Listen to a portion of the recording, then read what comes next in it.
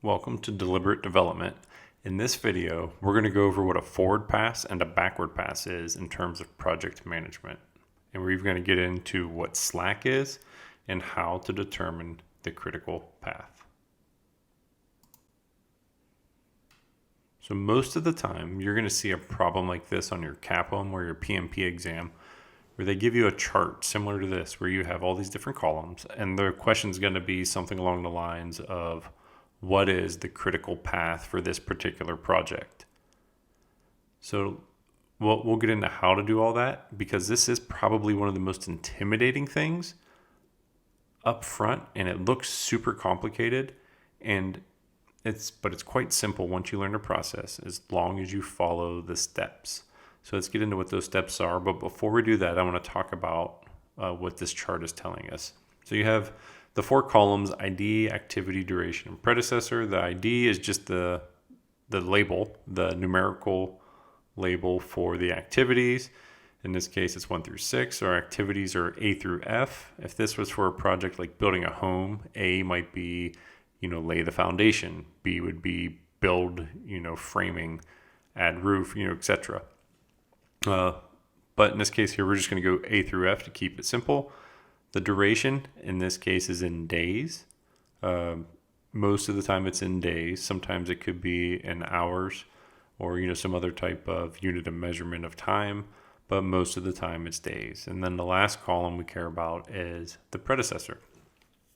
The predecessor column is what has to happen before this one can start. So in this case here, ID 1, nothing. It can start as soon as we get the green light to begin our project. For ID 2, it cannot start until the predecessor of 1 has been completed. So task 1 has to complete before task 2 can begin.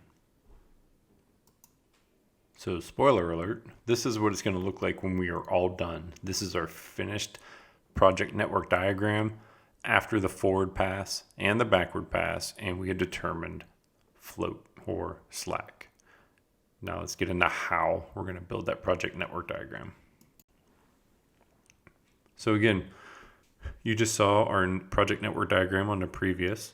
And so the way it's made up of is the box all the way on the right over here where that's color coded. You have the ES for early start, the ID, which was my ID number all the way in the left-hand column. EF is early finish.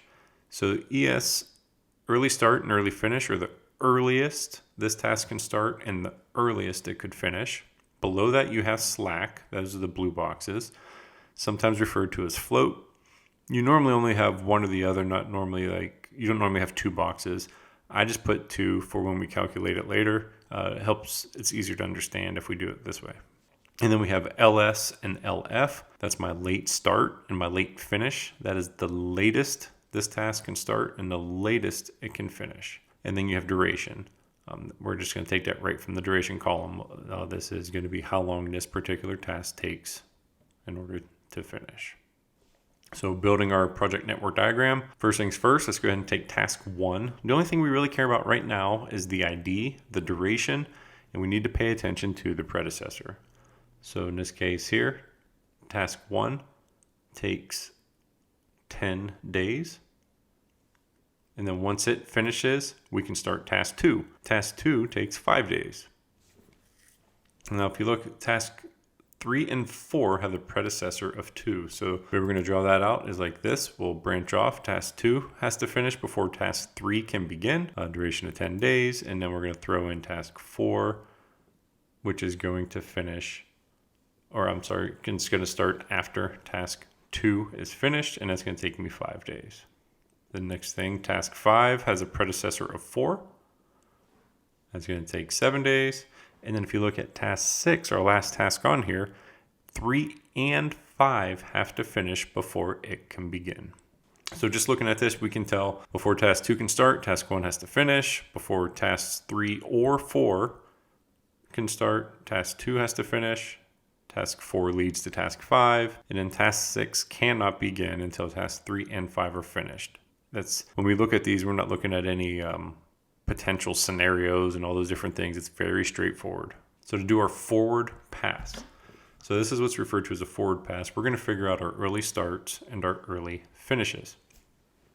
So we're going to start with task 1. The earliest task 1 can start is day 0. We always call it day 0 for simplicity of math.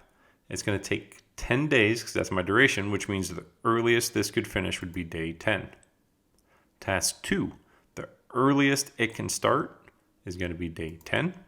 It has a 5-day duration, which means the earliest it can finish is day 15. And then that's going to feed task 3 and task 4, which means the earliest either one of those can start is day 15. And then we'll just go ahead and do simple math. Let's hop back up to task 3 with a 10-day duration. Earliest it could finish is day 25. Task 4 with the 5-day duration, earliest it could finish is day 20. Now task 5 is fed by task 4, which means the earliest it could start is day 20. 7-day duration, earliest it could finish is day 27. Now we need to pay attention here. So task 6, the earliest it can start. So remember, task 3 and 5 both have to be completed before task 6 can even begin, which means if you look at the higher number right here, it's going to be 27.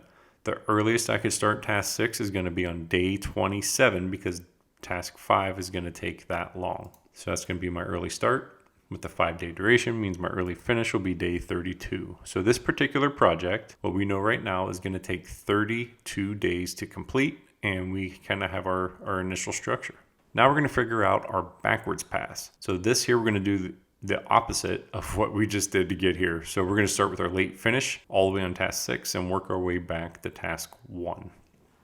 So the latest this could finish and still complete on time, remember we said it's a 32-day project, is what we just learned. The latest it could finish is going to be day 32, which means the latest task 6 can start is going to be 32 minus my duration of 5, and that's going to be day 27. No surprises there. Now go to day 5 or task 5. The latest it could finish and still allow task 6 to start on time is going to be day 27 minus our 7 days is going to be day 20.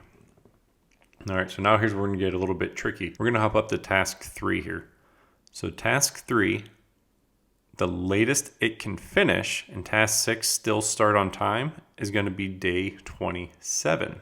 Because remember, task 5 and 3 have to finish before 6 can start, which means task 3 has 2 extra days. So the latest it could finish would be day 27 minus 10.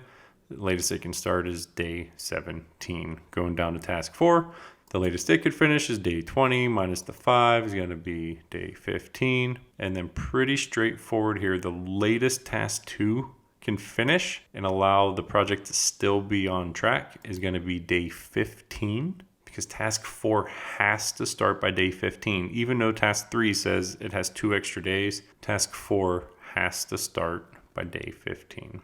Minus 5 is going to give us day 10, and then go into task 1 to finish it up. The latest it could start is, or latest it could finish rather, is day 10. The latest it could start would be on day 0.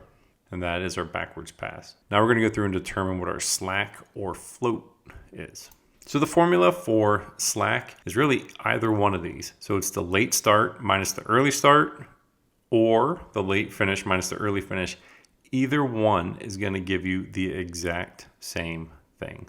In this particular example, I'm going to pull up the late finish minus the early finish. So in this case for task 6 is going to be 32 minus 32, which is going to give me a slack or a float of 0. And I'm going to go through and do that for all of them. I'll put that 0 in here. I won't make you watch me do all the math, but if you see 27 minus 27 is 0 for task 5 and following all the way down the line. The only one right now that jumps out for this particular example is going to be task 3.